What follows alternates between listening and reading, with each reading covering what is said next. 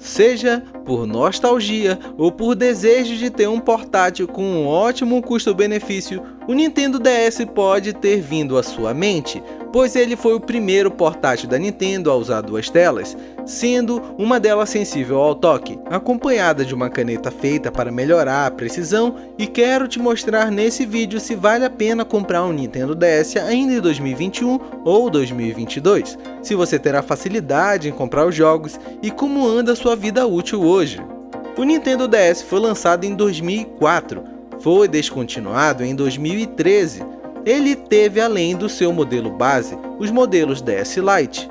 Ele apresenta uma tela com mais brilho, menos peso, uma bateria mais durável, caneta estilo mais grossa e botões mais suaves. E provavelmente seja o modelo que você vai encontrar hoje, por ter vendido bastante na época. Teve o modelo DSi, com uma tela um pouco maior, tinha uma câmera traseira, Wi-Fi, algo que não tinha nas duas versões anteriores, e ele perdeu um recurso, a capacidade de ler cartuchos do Game Boy Advance, algo somente presente nos modelos DS e DS Lite, pois além desses três modelos citados, tivemos o DSi XL ou LL na sua versão europeia, que tinha tudo do DSi, mas com uma tela e tudo maior que o DSi original. Então, vou manter o foco no DS Lite e no DSi a partir de agora, já que eles são os modelos mais fáceis de encontrar hoje em dia.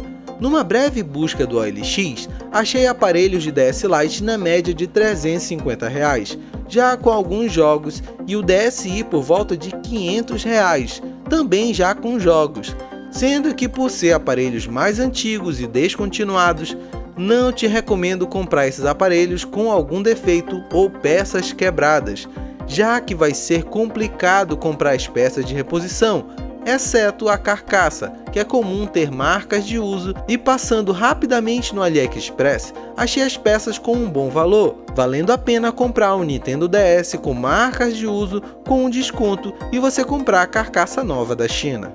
Mas agora vamos falar do que mais interessa na busca de um videogame, os seus jogos.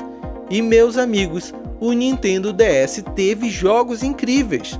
Se você é fã de Pokémon, só nesse portátil tivemos 3 grandes jogos, que foram o Pokémon Heart Gold e Soul Silver, Pokémon Diamond e Pearl, Pokémon Black e White, Pokémon Platino e Pokémon Black 2 e White 2.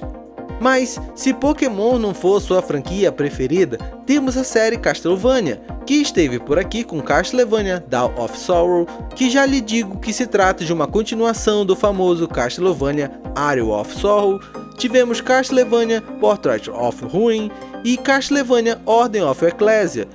Fã das aventuras do Link? Então, deixa eu te perguntar se você jogou o The Legend of Zelda Spirit Tracks e The Legend of Zelda Phantom Hourglass. Jogos do Mario eu nem mesmo vou citar, pois tivemos jogos de plataforma do encanador que foram incríveis no portátil, e tivemos versões do Mario 64, um clássico do Nintendo 64 por aqui também. Além desses que citei, tivemos Dragon Quest IX, Chrono Trigger, Animal Crossing Wild World, Fire Emblem Shadow Dragon e muitos outros jogos.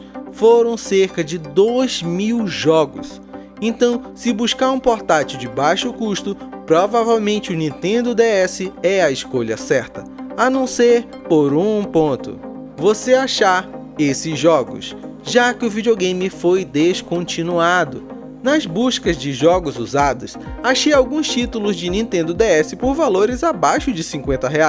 Já jogos de Game Boy Advance, que são compatíveis com DS Lite, eu não citei aqui, mas tem muitos jogos interessantes também, mas são outros jogos que tive dificuldade de achar bons jogos à venda.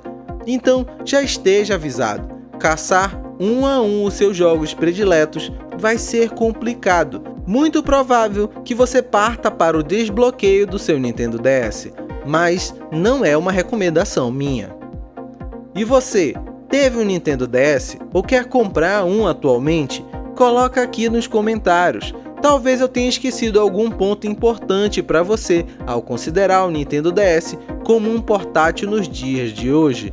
Então coloca aqui também. Eu vou ficando por aqui, vou deixar mais 2 vídeos para você conhecer mais o canal. Abração e até mais!